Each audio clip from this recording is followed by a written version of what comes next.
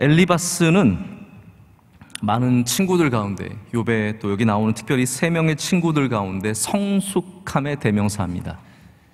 엘리바스는 성숙한 사람입니다. 그는 먼저는 나이가 많고 지혜가 많고 성품이 훌륭한 사람입니다.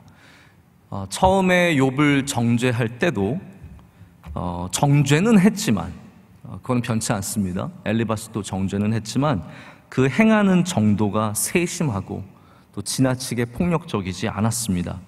그런데 오늘 이 15장 전체를 읽어보면 여러분께서 아시겠지만 엘리바스가 작정하고 욥에게 굉장한 저주를 퍼붓습니다. 너는 하나님을 경외하지 않는다는 겁니다. 욥, 너는 내가 보니까 하나님을 경외하지 않고 하나님을 안 믿는 자들의 결과는 오늘 읽은 본문과 같이 될 것이다. 열매를 맺지 못하고 꽃이 떨어지고 자식을 잉태하지 못하고 장막이 타버리고 이 수많은 저주를 내붓습니다. 이런 걸 듣다 보면 굉장히 실망스럽고 안타까운 마음이 들죠. 엘리바스 정도면 욥을 어느 정도 품어줄 것 같았는데 엘리바스조차도 욥을 정죄하고 단단히 욥을 계속해서 몰아세우는 모습을 보게 됩니다. 제일 실망스러운 부분들은 엘리바스가 이것을 어떻게 시작하느냐에 있습니다. 어떻게 시작하냐면요, 나이로 시작합니다. 너 몇 살 안 먹어가지고 이거든요. 내가 나이를 더 먹었는데 내가 더 잘하는데요. 내가 살아봤는데, 너보다 많이 살아봤는데 내가 더 잘 알잖냐라는 것이죠. 7절 우리가 읽진 않았지만 7절에는 이렇게 되어 있습니다. 네가라고 해 여러분 분명히 알아들으시니까, 네가 제일 먼저 난 사람이냐? 산들이 있기 전에 네가 출생하였느냐? 이렇게 물어봅니다. 이거 유치하지 않습니까? 뭐 누가 제일 먼저 태어났겠어요? 산들이 있기 전에 있었던 사람이 누가 있습니까? 엘리바스는 이것을 통해서 네 나이가 얼마 안 됐는데 네가 뭘 안다고 그런 소리 하니? 이렇게 얘기하는 겁니다. 10절에도 비슷한 이야기가 나옵니다. 10절에도 이렇게 말합니다. 우리 중에는 머리가 흰 사람도 있고 연로한 사람도 있고 내 아버지보다 나이가 많은 사람도 있느니라. 자, 돌아봐라. 우리가 이렇게 나이를 많이 먹고 너보다 더 많이 먹고 머리도 너보다 더 희고 우리 중에는 네 아버지, 내가 네 아빠 뻘이야 라고 얘기하는 것과 마찬가지거든요. 엘리바스가 제일 나이가 많지 않습니까? 여러분, 나이가 있는 것은 죄도 아니고 잘못된 것도 아니지만 그렇다고 해서 그것이 내가 가지고 있는 어떤 그러한 남들보다 더 낫다라는 기준도 될 수 없습니다. 그런데 엘리바스는 신앙의 문제가 아니라 나이로서 이것을 접근을 하고 있습니다. 여러분, 우리 한국 문화 가운데 나이가 얼마나 중요합니까? 저는 그걸 다 부인하고자 하는 것이 아닙니다. 제가 또 지금은 이런 말하고 10년 뒤에는 딴 말하고 그러려고 지금 이 말하는 게 아닙니다. 저도 지금도 제가 그렇게 젊은 편도 아니고 많은 편도 아니기 때문에 제가 중간 지점에 서서 좀 이야기를 드리고 싶은 거예요. 나이가 어리다고 다 모르고 부족한 건 절대로 아닙니다. 이건 영적인 문제지 않습니까?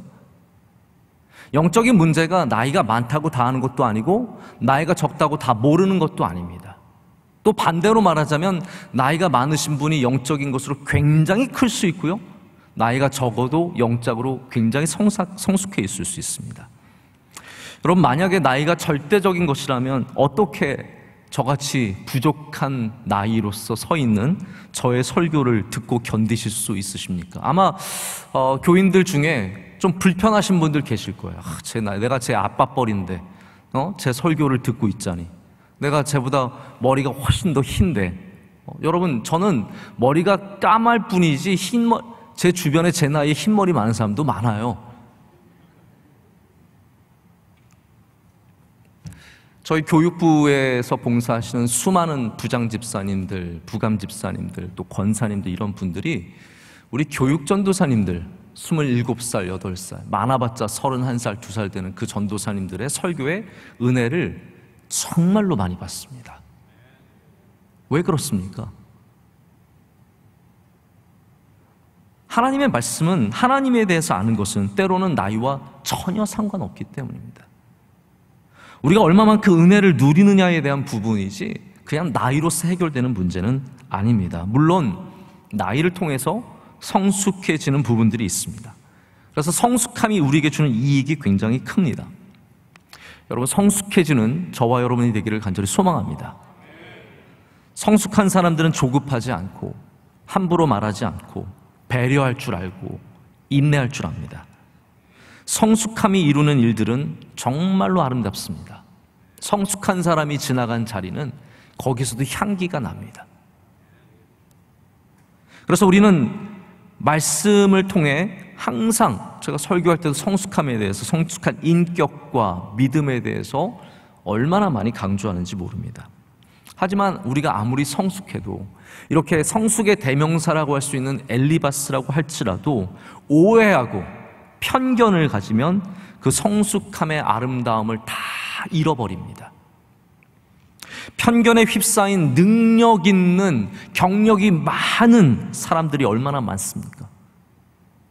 편견을 갖고 있는 지혜로운 사람들이 얼마나 많습니까? 엘리바스는 다시 말씀드리지만 가장 연장자예요. 그런데 이제 두 번째 라운드가 시작이 되는 겁니다. 땡 하고 라운드 2가 시작이 된 겁니다. 그때 엘리바스가 가장 먼저 나와서 어마어마한 펀치를 욥에게 지금 던지고 있는 겁니다. 욥이 지금 안 그래도 1라운드 때 많이 맞았어요. 많이 맞았다 아이가. 많이 맞았어요. 욥도 저항을 하느라고 같이 열심히 했지만 욥이 1대3으로 싸우고 있는 겁니다. 욥이 아무리 잘 싸워도 1대3으로 몰리다 보면요, 억울한 거예요. 여러분, 집에서 아이들이 싸우는데요, 큰애와 작은애가 싸울 때 여러분들은 누구 편을 들어주십니까? 공정하게 하십니까? 여러분, 집안에 공정이라는 게 어디 있어요? 집안에서 싸우다 보면은 어느 날은 큰애 편 들고 어느 날은 작은애 편 들고, 작은애가 불쌍해 보이면 정의와 아무 상관없이 작은애 편 들고요, 큰애가 속상해하면 또 상관없이 큰애 편 드는 거예요. 근데 제가 얘 편 한번 들잖아요, 평생 원수 되는 거예요. 아빠는 형아 편 들었다고, 아빠 밉다고, 아빠가 사라졌으면 좋겠다고. 그래서 사라져서 저 교회를 왔지 않습니까? 지금 엘리바스와 이 친구들이 욥을 향해서 끊임없이 퍼부을 때 욥은 많은 상처를 입었습니다. 근데 2라운드가 시작되자마자, 그래도 1라운드 때 조금 불쌍해서 소프트 펀치를 날리던 엘리바스가 제대로 펀치를 지금 욥에게 던지고 있는 거죠. 강한 어조로 꾸짖고, 보십시오,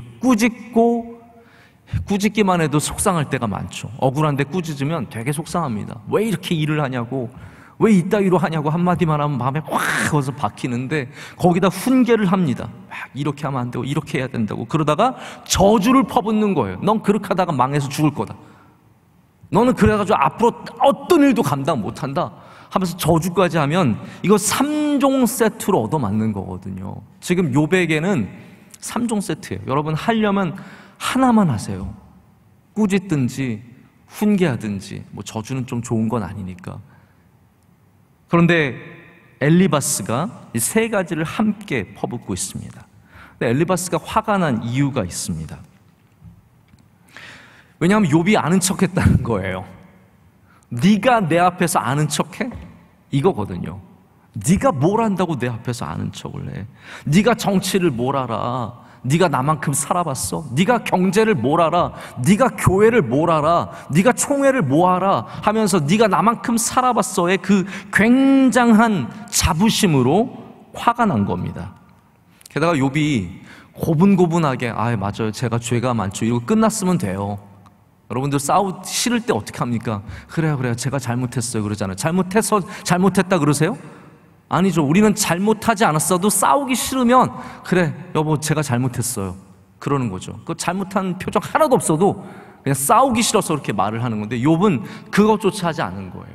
고분고분하지 않습니다. 왜냐하면 너무 억울하기 때문에 고분고분할 수가 없는 거예요. 너무 답답하기 때문에 절대로 이거를 넘어갈 수가 없는 거죠. 그래서 계속해서 친구들의 말에 반박을 했습니다. 그래서 엘리바스가 화가 난 거예요. 우리가 하는 말에 반박하고, 내가 너에게 준 정답을 받아들이지 않은 거죠. 정답은 뭐예요? 너는 죄인이고 너는 죄를 졌고 그래서 하나님께 벌을 받는 거니까 회개하라는 건데, 그거를 욥은 절대로 받아들이지 않으니까 이제 8절에 이렇게 얘기합니다. 하나님의 오묘하심을 네가 들었느냐? 지혜를 홀로 가졌느냐? 네가 깨달은 것을 우리가 소유하지 못한 것이 무엇이냐? 이 세 가지가 무엇입니까? 결국 무슨 말이냐면 너의 지혜가 우리보다 절대로 귀하지 않다라는 겁니다. 네가 아무리 아는 척하고 아무리 잘 믿는 척해도 너의 지혜가 나보다 좋을 수 없다라는 겁니다. 그러면 사람들과 대화를 해보면 그 말에 뭐 한마디라도 대꾸한다든지 한마디라도 했다가는 어마어마하게 화를 내는 사람들이 있습니다. 내가 말하는 게 진리예요. 그런 사람들의 대표가 바로 엘리바스라는 겁니다. 내가 말하는 게 진리니까 너는 내 말대로 해야지, 거기에 대해서 반박하면 너는 지혜도 없는 것이, 너는 오래 살지도 않은 것이, 네가 아는 것이 무엇이 있어서 이렇게 하냐라고 말하는 거죠. 이것이 엘리바스의 문제입니다.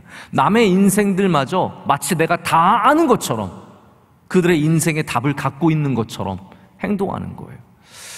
제가 가끔 목회자들한테 굉장히 조심스러운 게 뭐냐면 답을 다 알고 있는 것처럼 말하는 거라고 생각을 합니다. 저도 가끔 그런 목사님들 만나요. 어떤 것에 대해서 다 답을 갖고 있는 것처럼 얘기를 하는 거죠. 이 코로나 문제에도 다 답을 갖고 있고, 정치 문제도 다 답을 갖고 있고, 가정의 개인의 문제들에 대해서 다 답을 갖고 있는 거예요. 사실 그렇지 않거든요. 하나님이 답을 갖고 계십니다. 우리는 하나님께 답을 묻는 사람들일 뿐이에요. 조금 더 알 수 있고, 조금 더 맞을 수 있고, 조금 더 정답의 확률이 높을 수는 있어요. 그러나 우리는 다시 말하자면 저나 여러분이나 다 시험 치르는 학생들이에요. 저는 조금 더 훈련을 많이 받고 좀 더 공부를 많이 해서 몇 점 정도 더 맞을 수 있어요. 그러나 문제를 내시는 분은 누구세요? 하나님이시라는 거예요. 제가 문제를 내는 게 아니거든요. 근데 어떻게 제가 다 답을 알겠습니까? 목사들이 제가 목회자들을 폄하하는 것도 아니고 또 높여 세우는 것도 아니고, 분명한 것은 하나님에게 모든 것이 있고 우리는 함께 풀어가는 사람들이라는 거죠. 함께 풀어가기 위해서는 어떻게 해야 합니까? 돕는 사람이 되어야 돼요. 주님은 나의 최고봉이라고 하는 참 귀한 책이 있지 않습니까? My utmost for his highest라는 제목이에요. My utmost, 나의 최고선의 것을 for his highest, 하나님의 가장 귀한 것에 드리는. 이 오스월드 챔버스의 책은 정말 항상 읽어도 은혜가 되는 책인데, 이분이 욥기에 대해서 쓴 책이 있어요. 이분이 책을 많이 쓰시지 않으셨는데 아마 전쟁 중에, 고난 중에 있다 보니까 욥기를 굉장히 많이 묵상을 하시고 쓰시게 된 것 같아요. 그 욥기에 나오는 말 중에 이런 말이 있어요. 종교적인 폭군이 가지고 있는 가장 기본적인 특징이 뭐냐 하면 내가 한 말이 곧 하나님이 되는 것이다. 이게 종교적인 폭군이래요. 여러분, 우리는 그리스도인이 되어야 합니다. 주님을 잘 따라가는 그리스도인이 되어야지 누구에게나 종교적인 폭군이 되어서는 안 됩니다. 엘리바스는 지금 종교적인 폭군이 되어가지고 욥에게 퍼붓고 있는 거예요. 욥을 심판하고 있는 겁니다. 그래서 욥의 신앙의 문제를 이제 15장 초반부터 계속해서 욥의 신앙의 문제를 짚고 넘어가는 거죠. 이것부터 말씀을 드려야 합니다. 엘리바스의 입장은 보편적인 진리입니다. 그러니까 하나님을 경외하지 않으면 이런 거예요. 요지는 15장 초반의 요지는 뭐냐면 하나님을 경외하지 않으면 네 안에서 좋은 것이 나오지 않고, 하나님을 경외하지 않고 믿지 않으면 너의 삶은 계속해서 저주를 받을 것이다. 딱 이 두 가지거든요. 15장의 내용이 그거예요. 여러분, 사실 우리 이거를 욥이랑 상관없이 말할 때는 굉장한 진리입니다. 할렐루야. 여러분, 저 이거 틀렸다고 생각하지 않습니다. 하나님을 경외하는 자는 우리 안에서 하나님을 경외하는 것들이 나옵니다. 그렇잖아요. 믿음이 있으면 믿음의 행동이 나오고, 믿음의 말이 나오고, 믿음의 표정이 나오고, 믿음의 눈빛이 나오잖아요. 그런 말 있어요. 사랑은 숨길 수 없다. 사랑하면요, 저것들이 바라보는 눈빛이 달라요. 우리 청년부 임원단이 앉아가지고 같이 이제 회의를 하는데, 쟤네가 저렇게 바라보는 눈빛이 뭔가, 저를 바라보는 눈빛이랑 너무 다른 거죠. 우리 부회장이 저를 바라보는 눈빛과 회장을 바라보는 눈빛이 너무 다른 거예요. 사랑은 숨길 수 없어요. 부모님이 아이를 바라보는 눈빛을 보십시오. 자기 아이를 보는 눈빛과 남의 새끼를 보는 눈빛은, 남의 자식들을 보는 눈빛은 너무 다른 거거든요. 우리 안에 있는 하나님을 향한 믿음도 숨길 수 없습니다. 우리가 믿음을 가지면 믿음의 언어와 믿음의 표정과 믿음의 삶이 당연히 표출되고 보일 수밖에 없습니다.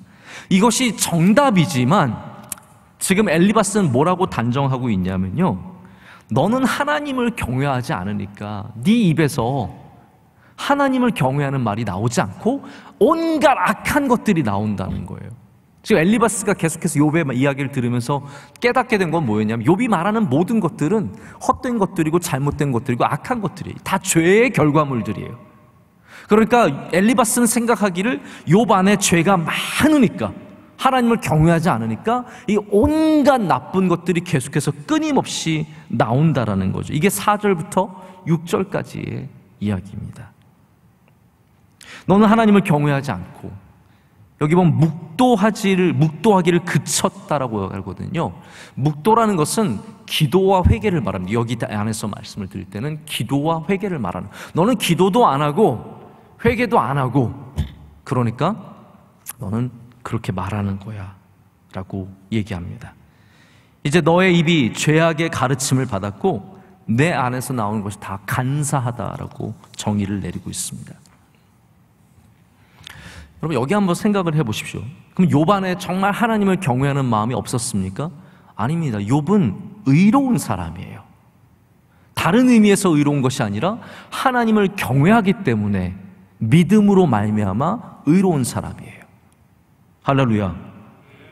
그런데 어떻게 그 안에서 계속해서 악이 나올 수 있습니까? 성경에서 야고보서 3장이 이제 혀에 대한 장으로 굉장히 중요한 장이지 않습니까?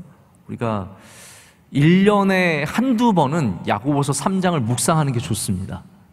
내가 말이 많아질 쯤에, 혹은 말로 실수할 때에 야고보서 3장을 보면서 다시 자신의 입술을 좀 제어하고 성령의 것으로 좀 메어두게 하는 것이 참 필요한 일이라고 생각을 하는데요, 여기 야고보서에서 뭐라고 얘기하냐면, 샘이 한 구멍으로 단물과 쓴물을 함께 내겠느냐.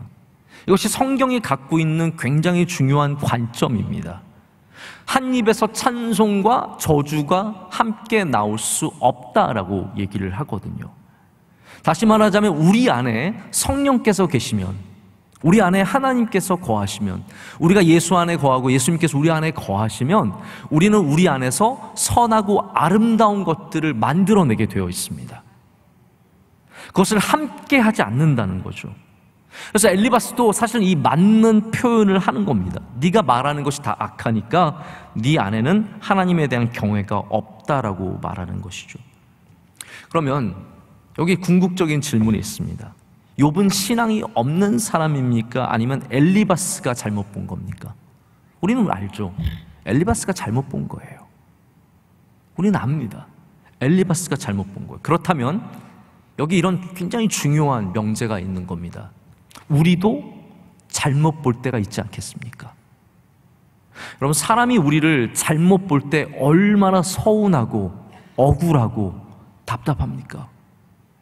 안 가져갔는데 가져갔다라고 할 때 얼마나 속상합니까?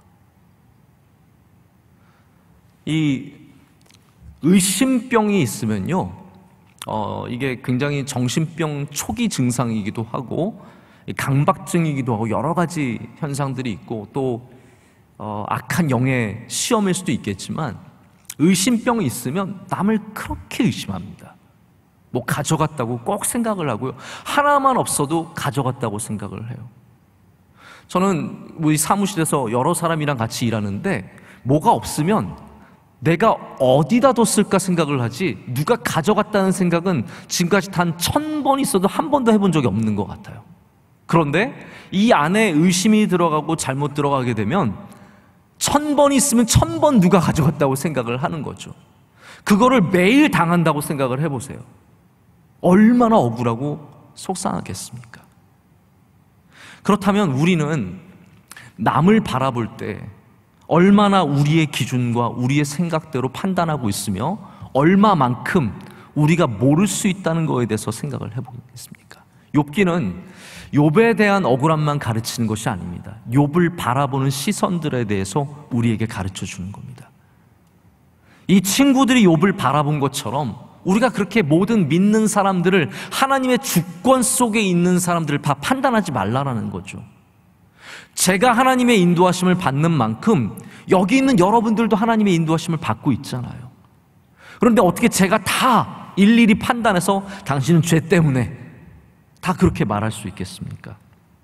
그래서 성숙한 사람들, 아무리 여러분이 교회 안에서 뼈가 굵고 많은 지식을 갖고 기도를 해서 정말 밝히 보는 바가 있어도 사람들의 아픔과 슬픔에 대해서 공부가 멈추면 안 됩니다.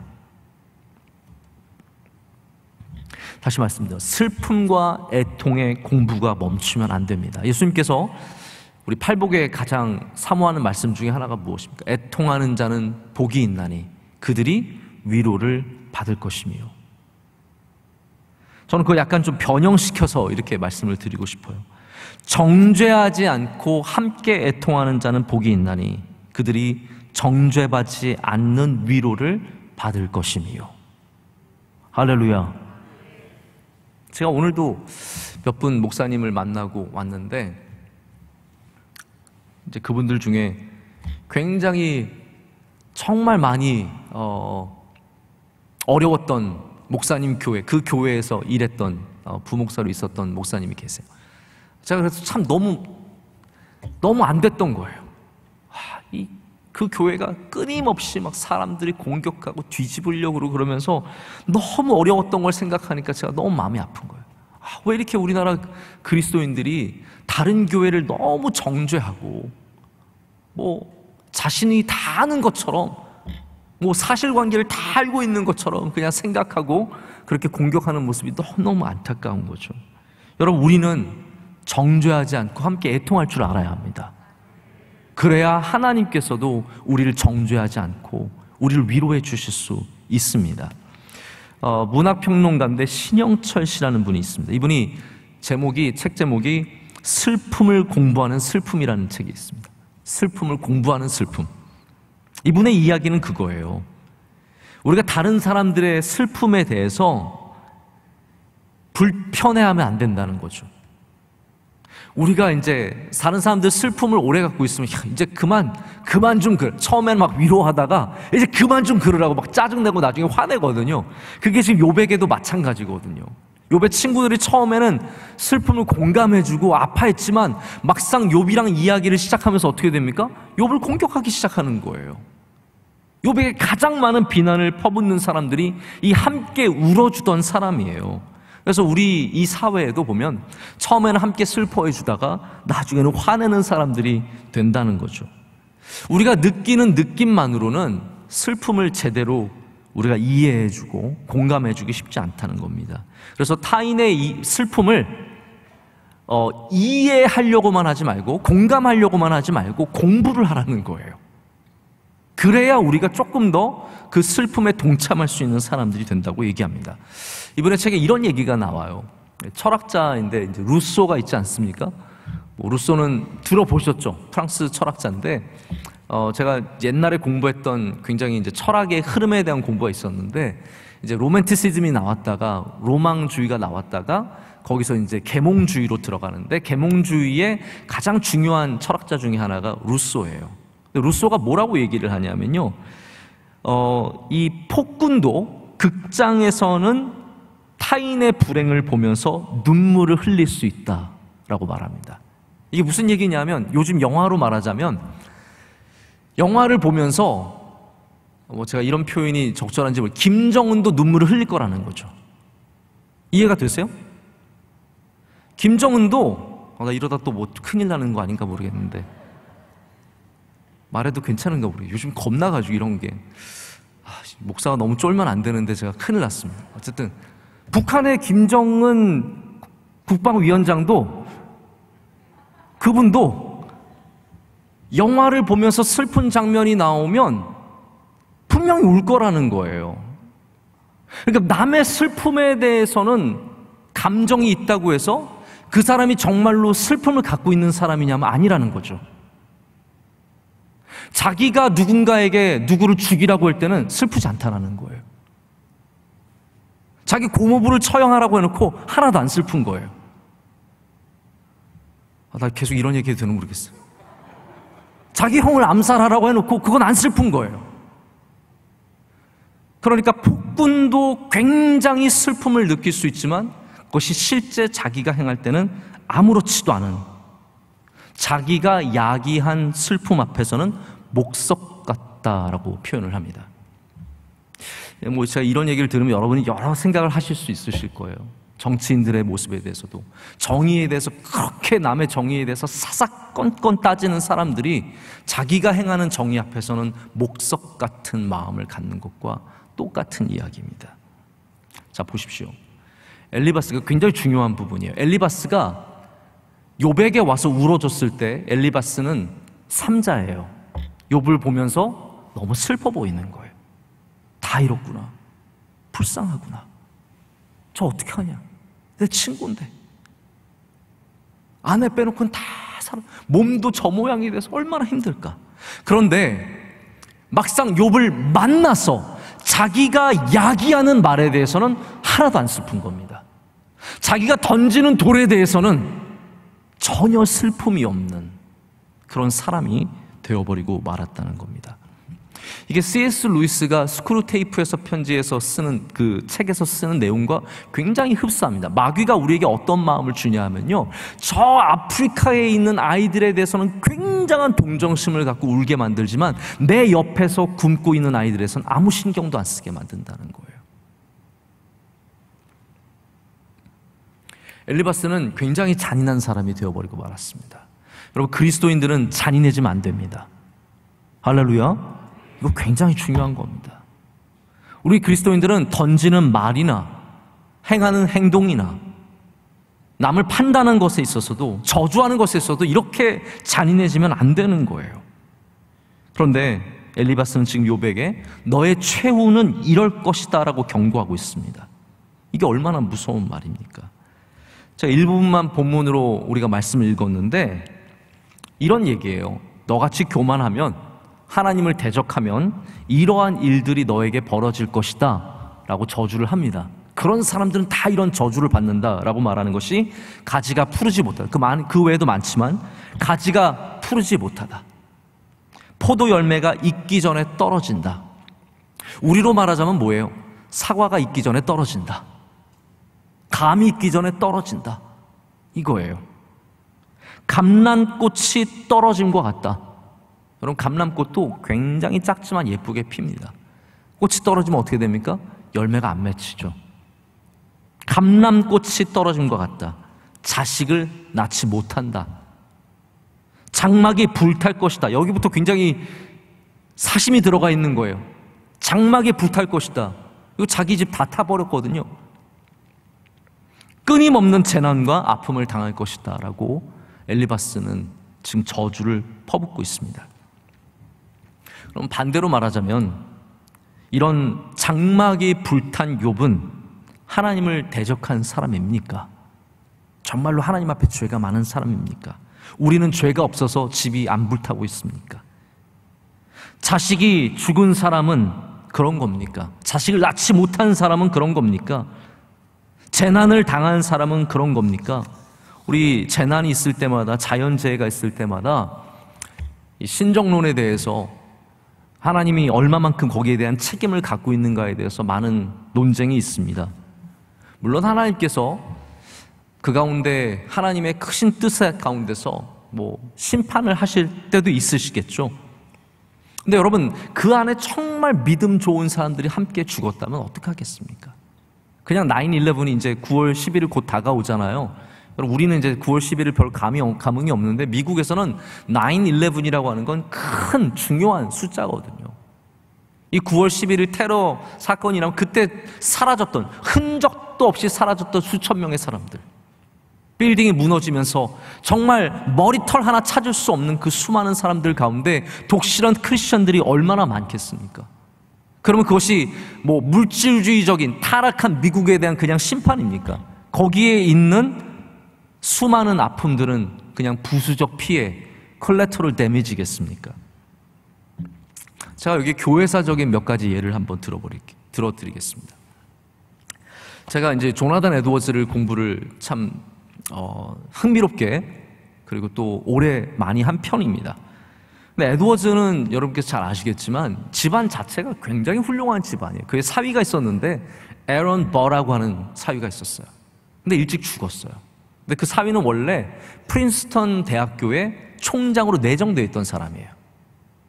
이 에런 버의 아들이 나중에 미국의 부대통령이 됩니다. 굉장한 사람이 돼요. 그래서 사위가 죽는 바람에 그 장인인 조나단 에드워즈가 프린스턴 대학교의 총장으로 가게 되는 겁니다. 총장으로 갔어요. 근데 가서 스몰팍스가 제가 정확하게 뭔지 모르겠는데 그 스몰팍스 백신을 맞습니다. 그때 백신이 나온 지 얼마 안 된 때예요. 이게 1758년이에요. 얼마나 옛날 얘기입니까? 백신이 실험 단계에 있었거든요.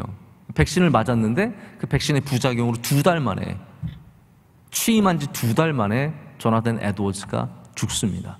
여러분, 조나단 에드워즈는 우리가 상상할 수 없는 하나님의 아름다움에 사로잡혔던 사람이에요. 제가 조나단 에드워즈를 말하면서 막 지금 가슴이 울컥한 적은 처음인데, 우리가 말할 수 없을 정도로 성령의 충만함으로 수많은 사람들을 그리스도교회로 인도하고, 조나단 에드워즈처럼 하나님께 완전히 집중하며 산 사람이 얼마 안 됩니다.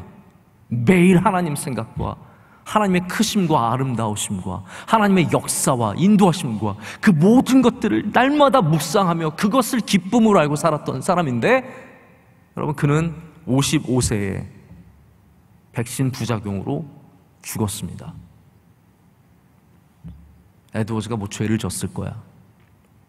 그럴 수도 있겠죠. 하지만 왜 하나님께서 에드워즈를 그렇게 일찍 데려가셨을까요?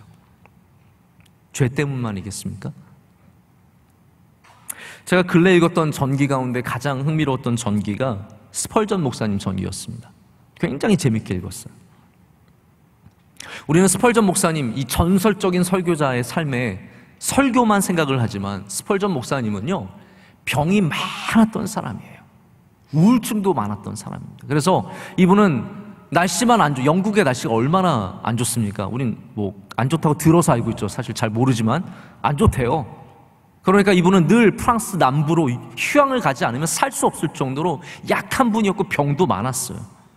우울증과 어려움과 아내가 함께 아프고 그 고난 가운데 거하는 모습이 그 전기 가운데 얼마나 생생하게 나오는지 모릅니다. 결국은 많은 병에 시달리다가 스펄전 목사님도 많지 않은 나이에 돌아가셨어요. 그럼 이거 어떻게 설명하겠습니까? 우리가 스펄전 목사님처럼 성경을 정말로 그렇게 제대로 공부하고 읽어본 적이 있을까요?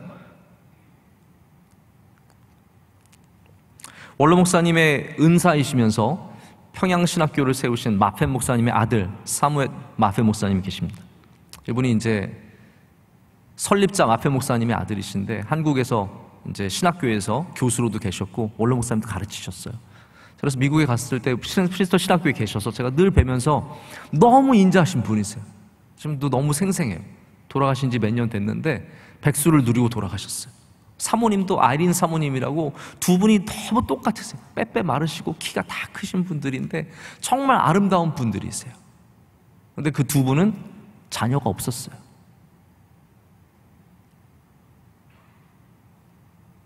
아이가 없었어요. 엘리바스의 표현대로 말하자면 제가 지금 말한 사람들, 에드워즈도 스펄전도 마페 목사님도 다 하나님께 저주받은 사람이에요. 근데 우리는 알잖아요. 그렇지 않다는 것을 너무나 잘 알지 않습니까? 결핍과 아픔과 실패와 손실은 하나님의 벌입니까? 중요한 것은 뭐냐면 우리가 다 판단해서는 안 된다는 거예요. 버릴 수도 있고 아닐 수도 있지만. 그래서 판단은 누가 하는 겁니까? 성경에 우리의 유일한 판단자, 우리의 유일한 판사는 누구세요? 하나님밖에 없으신 거예요. 우리는 판사가 아니라고요. 이제 엘리바스의 가장 큰 문제는 뭐냐면 내가 나이가 많으니까 난 판사야 예요. 내가 성경을 너보다 많이 하니까 내가 판사야. 내가 조금 더 경험이 많으니까 내가 판사야. 그 노릇을 하고 있기 때문에 욥의 친구들이 다 문제인 거예요. 우리는 변호사가 되어야 합니다. 우리 진짜 변호사는 예수님이시지만 우리도 함께 돕는 사람들이 되어야지 손가락질하고 뒤에서 수군거리고 누구를 이렇다 저렇다 말하는 것은 하나님께서, 그건 하나님이 하나님의 자리, 우리가 하나님의 자리를 차지할 때 제일 싫어하시잖아요. 하나님의 영광을 가리운다는 말이 무슨 말이에요? 하나님의 자리를 우리가 차지하고 앉는 것이 하나님의 영광을 가리는 것이거든요. 지금 엘리바스가 아무리 믿음이 좋아 보여도 사실은 하나님의 영광을 가리우고 있는 것입니다.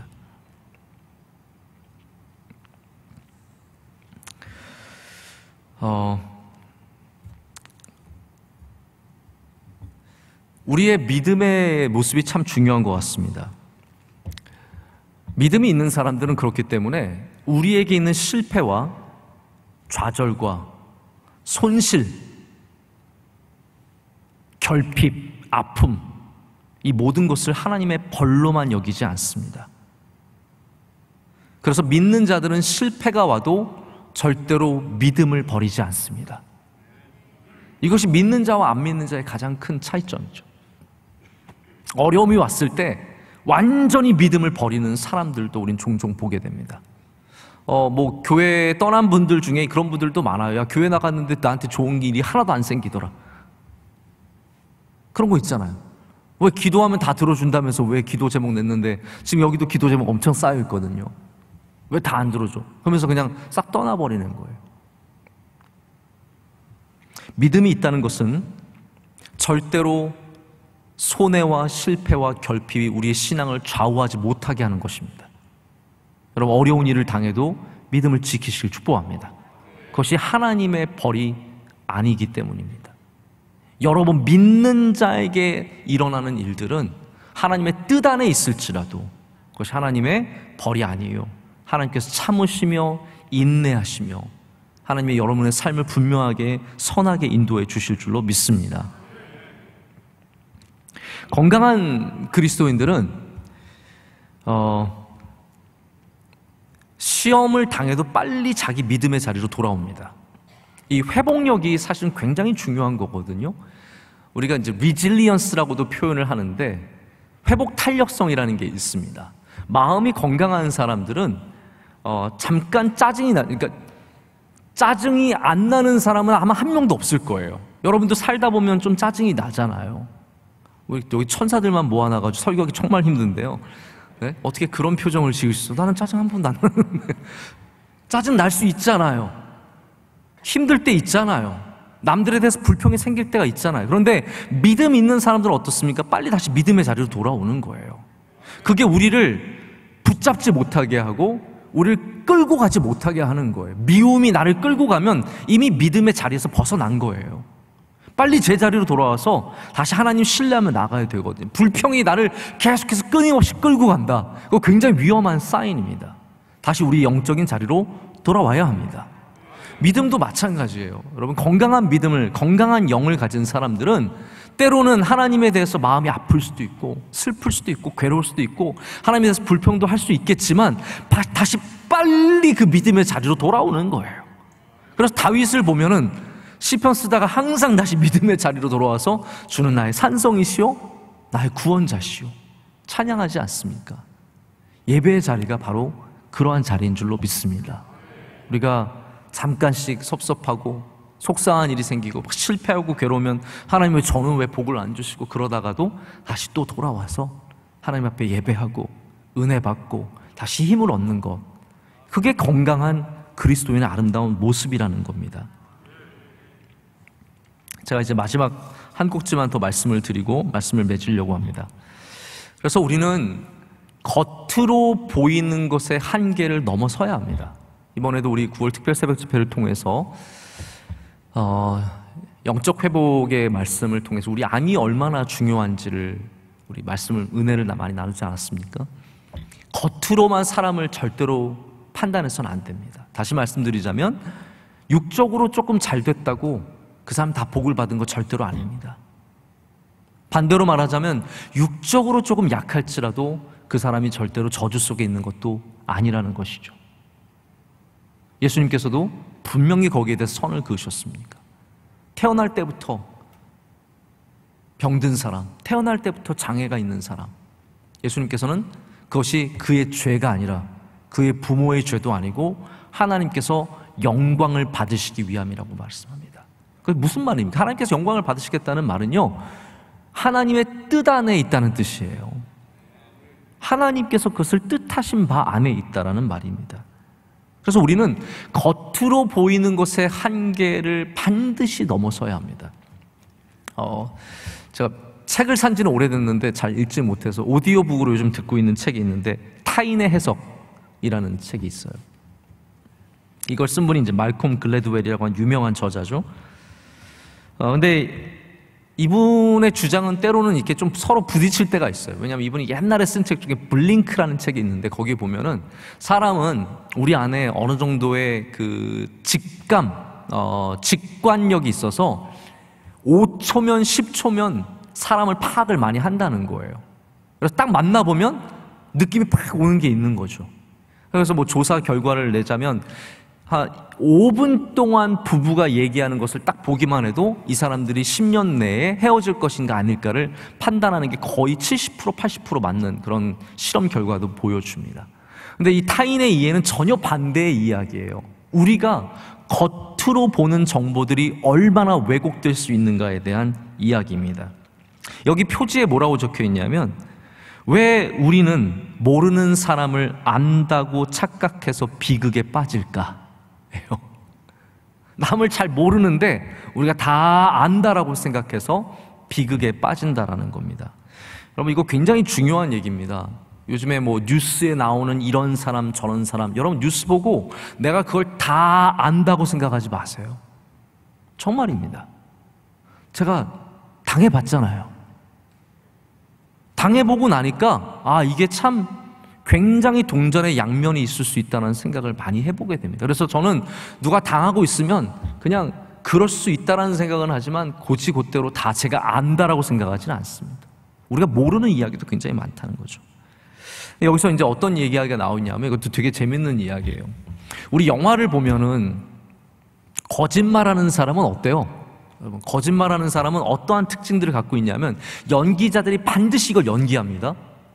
거짓말할 때는 이 연기가 안 나오면 우리는 거짓말이라고 인식을 못하는 거예요. 예를 들어서 눈을 잘 마주치지 못하는 거, 이러면서 눈을 잘 마주치지 못하고.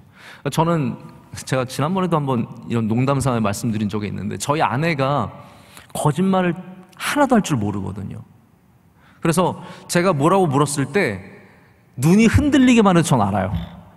제가 농담삼아 저희 아내는 사모의 심장을 가졌다라고 얘기를 하거든요. 그 거짓말하는 사람은 눈이 흔들려요. 막 눈이 흔들리고 어쩔 줄 몰라 하죠. 그래서 연기를 통해서 우리는 그걸 통해서 이게 거짓말이구나 하고 학습이 됐어요. 불안해하고 말할 때 자신이 없어요. 저 어제 거기 안 갔었는데요. 이게 딱 거짓말하는 사람의 모습이고 말투예요. 그런데 이 책에서 뭘 얘기하냐면, 이것이 얼마나 우리에게 고정관념화 되었냐 하면, 진실을 말할지라도 이러한 표정을 갖고 있으면 다 거짓말이라고 생각한다는 거예요. 여러분의 자녀에게 물어볼 때 여러분 자녀가 엄마 내가 안 깨뜨렸는데 네가 깨뜨렸구나 가 되는 거거든요. 우리가 보기에는 그게 거짓말하는 거에 분명한 사인인 거예요. 한 예로 이제 미국의 한 여자 젊은 처녀가 유럽에 가 있다가 굉장히 심각한 사건에 휘말리게 됩니다. 그래서 이 사람이 경찰과 신문을 하고 또 법정에 나가서 증언을 하는데 똑같이 일관적으로 하는데 이 사람이 겁이 많아서 그런지 늘 불안해하고 말할 때 떨고 그랬어요. 그랬더니 이거를 경찰도 안 믿었고 판사도 안 믿어서 결국 이 여자가 실형을 어마어마하게 받았어요. 근데 나중에 다 모든 증거들을 통해서 그 여자가 말한 것이 진실이었다는 것이 밝혀졌어요. 이런 이야기를 통해서 우리가 갖고 있는 겉에 대한 모습들이 때로는 얼마나 틀릴 수 있는가. 여러분, 사기꾼은요 절대로 내가 거짓말하고 있다는 것을 우리에게 보여주지 않습니다. 우린 사기꾼한테 다 속을 수 있어요. 금방 속아요. 왜냐하면 거짓말을 하면서 너무 자연스럽게, 표정도 온화하게, 말투도 자신 있게 하거든요. 사람들이 다 신뢰하는 거죠. 우리가 얼마나 많이 사람들의 겉모습과 행동에 속아 넘어가는지를 이 책은 이야기해 줍니다. 그렇기 때문에 저는 이 말씀을 드리고 싶은 거예요. 우리가 보이는 것을 그냥 다 믿을 수 없습니다.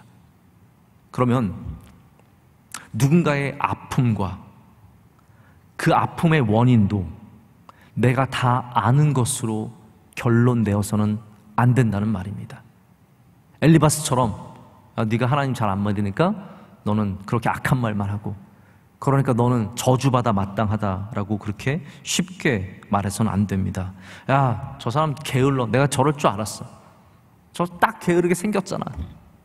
그거거든요. 저 사람 저거 봐. 저 딱 바람피게 생겼잖아.